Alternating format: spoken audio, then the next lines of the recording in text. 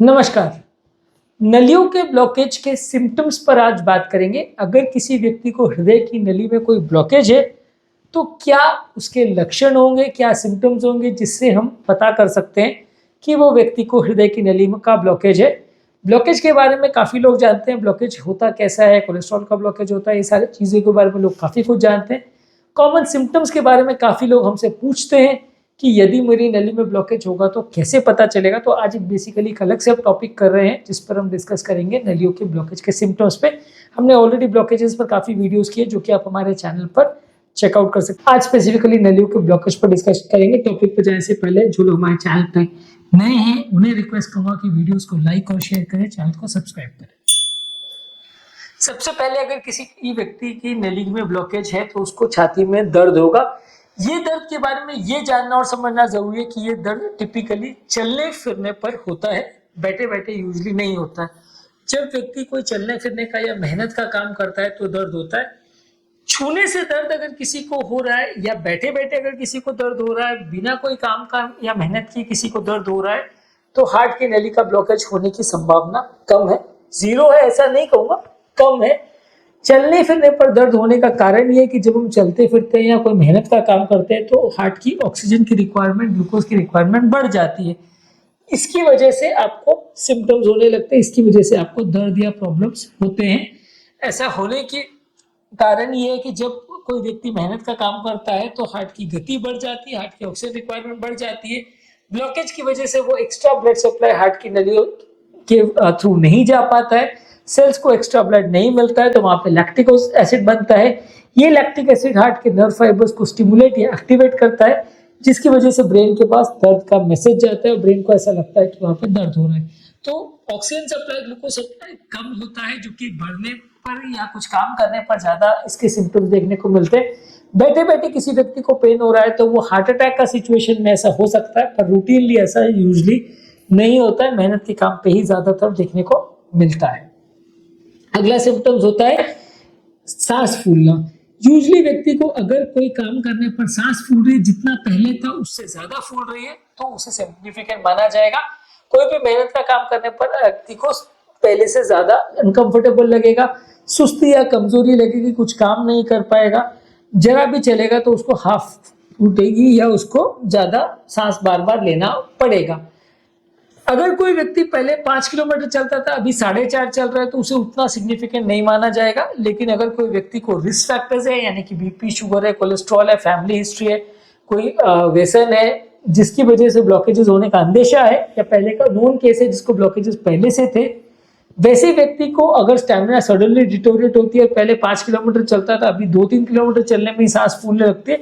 Significant अगर drop होता है जिसका कोई और कारण नहीं है, मान लीजिए किसी को कोई खून की कमी है या कोई चलना फिरना बंद कर दिया है, स्टैमिना कम हो गया, वजन ज्यादा हो गया, ऐसा कोई और क्लियर कट कारण नहीं दिख रहा है, तो उसको ब्लॉकेज की वजह से होने का अंदेशा ज्यादा होता है।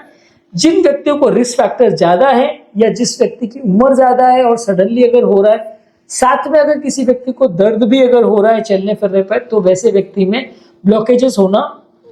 काफी कॉमन होता है। तो वैसे लोगों को आपको इको ट्रेडमिल या एंजियोग्राफी करके पता करना पड़ेगा कि कोई ब्लॉकेज तो नहीं है। यानी कि सेकेंड मोस्ट इंपॉर्टेंट सिम्टम है चलने फिरने में सांस फूलना और पहले के कंपैरिजन में स्टैमिना कम हो जाना। पहले अगर किसी की कैपेसिटी 10 किलोमीटर चलने की थी और वो सडनली बहुत ड्रॉप हो जाती है, तो डेफिनेटली काफी चांस है कि इसको कोई ब्लॉकेज हो सकता है। अगर कोई और पॉसिबिलिटी क्लियर कट नहीं दिख रही है तो ब्लॉकेज होने का अंदेशा काफी है।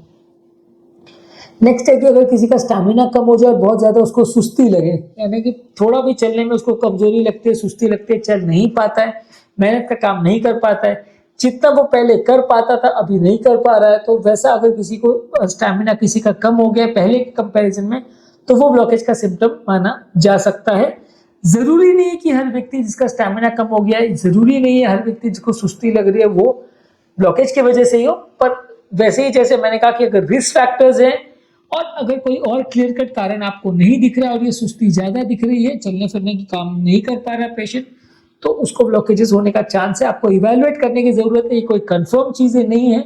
लेकिन आपको उसको इवैल्यूएट करना पड़ेगा, उसको ट्रेडमिल वगैरह करके देखना पड़ेगा कि वो कितना चल पा रहा है और इसी चेंजेस आ रहे हैं कि नहीं आ रहे हैं। इसके अलावा चलने फिरने पर धड़कन बढ़ जाना अगर किसी को हो रहा है तो भी वो नलियों के ब्लॉकेज का साइन हो सकता है। नॉर्मल व्यक्ति की हृदय की गति जितनी होती है, चलने फिरने पे थोड़ी सी गति सबकी बढ़ती है, लेकिन अगर गति बहुत ज्यादा बढ़ रही है और आपको महसूस होने लग रही है, जिसके पाल्पिटेशंस बोलते हैं, तो वो ब्लॉकेज का साइन हो सकता है। मान लीजिए नॉर्मल व्यक्ति की हृदय की गति चलने फिरने पर 60-70 से बढ़ के 80-90 तक जा रही है, लेकिन किसी व्यक्ति की हृदय की गति जो पहले उतना ही चलने पर थोड़ी बढ़ती थी, फिर बहुत ज्यादा बढ़ रही है, 60-70 से 80 के बदले 100-125 चली जा रही है और ज्यादा देर तक परसिस्ट कर रही है। यानी कि पहले तो एक आध मिनट टेस्ट करने से अपने आप नॉर्मल हो जाती थी, अभी नहीं हो रही है, तो वो ब्लॉकेज का साइन हो सकता है। तो वैसे व्यक्ति को जांच करने की जरूरत है कि उसको ब्लॉकेज है या नहीं। यानी चलने फिरने पर धड़कन अगर बढ़ रही है तो वो ब्लॉकेज का साइन हो सकता है। बैठे बैठे अगर धड़कन बढ़ रही है, पाल्पिटेशन हो रहे हैं, तो वो रिदम रिलेटेड प्रॉब्लम हो सकती है। तो वैसे व्यक्ति को ब्लॉकेज ऐसा जरूरी नहीं है, उसको आगे इवेल्युएट करना पड़ेगा। किसी व्यक्ति को बहुत ज्यादा अगर पसीना आ रहा है और मेहनत का काम करने पर, चलने फिरने पर अगर पसीना आ रहा है, तो वो ब्लॉकेज का साइन हो सकता है। जरूरी नहीं है, गर्मी के मौसम में भी पसीना आ सकता है, थायराइड के प्रॉब्लम में पसीना आ सकता है, हाइपरहाइड्रोसिस करके एक बीमारी है जिसमें बहुत ज्यादा एक्सेसिव पसीना आता है, वो काफी कॉमन है। तो हर व्यक्ति जिसको पसीना आ रहा है वैसा जरूरी नहीं है। इसमें भी वही लॉजिक लगेगा कि अगर रिस्क फैक्टर्स है और चलने फिरने पर अगर पसीना आ रहा है, बैठने से आराम मिल रहा है, बिना कारण का पसीना आ रहा है और पहले से ज्यादा आ रहा है, पहले जितनी आपकी तासीर थी, जितना पसीना आता था उससे बहुत ज्यादा आ रहा है, कपड़े भीग जा रहे हैं, इतना पसीना आ रहा है, तो फिर आपको ब्लॉकेज होने का अंदेशा है। कंफर्म नहीं है, आपको उसको टेस्ट से कंफर्म करना पड़ेगा। इसके अलावा आपको बहुत ज्यादा वॉमिट जैसे लगे और इनडाइजेशन हो, खासकर अगर चलने फिरने पर अगर किसी को पेट में गड़बड़ हो, बहुत ज्यादा गैस का सेंसेशन लगे, छाती में जलन हो, एसिडिटी का सेंसेशन लगे, इनडाइजेशन की फीलिंग हो, तो वो ब्लॉकेज का साइन हो सकता है। हालांकि ये भी कोई श्योर साइन नहीं है, और हर आदमी जिसको इनडाइजेशन हो रहा है, हर आदमी जिसको जलन हो रही है, हर आदमी जिसको घबराहट हो रही है, सबको ब्लॉकेज हो ऐसा जरूरी नहीं है। पर अगर हो रहा है तो ये भी वन ऑफ दी साइंस माना जा सकता है, जिसके लिए आपको चेकअप करने की जरूरत है। इसके अलावा किसी को अगर जबड़ों में पेन हो रहा है, जॉ में पेन हो रहा है, खासकर अगर चलने फिरने पे पेन हो रहा है जबड़ों में, तो वो ब्लॉकेज का साइन हो सकता है। ये भी अगर कोई डेंटल प्रॉब्लम है या जबड़े की कोई बीमारी है, वैसा नहीं है और कोई और क्लियर कट कारण नहीं दिख रहा है, और खासकर अगर चलने फिरने पे सिम्टम हो रहे हैं, तो ही इसको रेलेवेंट माना जाएगा। ये चीजें जो है सारे सिम्टम्स में रेलेवेंट है कि ये अप्रोप्रिएट पेशेंट में जिसमें रिस्क फैक्टर्स है और जिसमें चलने फिरने पे बढ़ रहा है, तो उसको वैलिड माना जाएगा, अदरवाइज उसको वैलिड नहीं माना जाएगा। इसके अलावा बाएं हाथ में अगर किसी को दर्द हो रहा है या कंधे में दर्द हो रहा है और कोई मस्कुलर कॉज नहीं है और ये दर्द चलने फिरने पे हो रहा है, साथ में अगर छाती में दर्द भी हो रहा है, छाती में सांस भी फूल रही है, सुस्ती भी हो रही है, कमजोरी भी हो रही है, धड़कन भी बढ़ रही है, अगर किसी को हो रहा है, तो वो ब्लॉकेज का साइन हो सकता है। पर हर व्यक्ति जिसको हाथ में दर्द हुआ है, हर आदमी सोचेगा कि मेरे को ब्लॉकेज ही हो गया है, तो ऐसा जरूरी नहीं है, आपको चेकअप करवाना पड़ेगा। हाँ, ये ब्लॉकेज में भी हो सकता है, सिंपल मसल पेन में भी हो सकता है, तो आपको डिटेल चेकअप कराने की जरूरत पड़ेगी। इसके अलावा अगर पीठ में दर्द हो रहा है, तो ये भी ब्लॉकेज का साइन हो सकता है, पर ये कंपैरेटिवली नॉन स्पेसिफिक है। ज्यादातर लोगों को छाती के आगे की तरफ, लेफ्ट साइड में, बाएं हाथ में या गले में, जबड़े में तक दर्द होता है। पीठ में दर्द हो सकता है पर कंपैरेटिवली कम कॉमन है। ये भी चलने फिरने पे ही हो, साथ में बाकी सिम्टम्स तो रेलेवेंट माना जाएगा। हर पीठ में होने वाले दर्द को आप हार्ट का ब्लॉकेज का साइन नहीं मान सकते। इसके अलावा अगर किसी को चक्कर आ रहे हैं, खासकर अगर चलने फिरने पर चक्कर आ रहे हैं, या उसको बेहोशी अगर हो रही है, तो उसको ब्लॉकेज का साइन माना जा सकता है। अगर किसी व्यक्ति को चलने में चक्कर आ रहा है, तो उसका कारण ये है कि चलने फिरने पर ब्रेन का ब्लड सप्लाई कॉम्प्रोमाइज हो रहा है, हार्ट का पंप क्षमता कम है, हार्ट उतना ब्लड पंप नहीं कर पा रहा है, जितना ब्रेन को ब्लड पहुंचाने के लिए उसकी कैपेसिटी या स्टैमिना चाहिए हार्ट का, उतना नहीं कर पा रहा है हार्ट काम, तो उसको व्यक्ति को चक्कर आ रहे हैं। और खासकर अगर व्यक्ति बेहोश हो गया चलने फिरने पर या कोई काम करने पे, तो वो ब्लॉकेज का साइन हो सकता है। हालांकि हार्ट की वाल्व की बीमारियां, ब्रेन की नलियों की बीमारियां या ब्रेन से रिलेटेड बीमारियों में भी ऐसा हो सकता है, तो भी ऐसा जरूरी नहीं कि हर व्यक्ति को चक्कर आ रहा है उसको ब्लॉकेज ही है, पर ये एक साइन माना जा सकता है, खासकर अगर एक्सर्शन करने पे हो तो।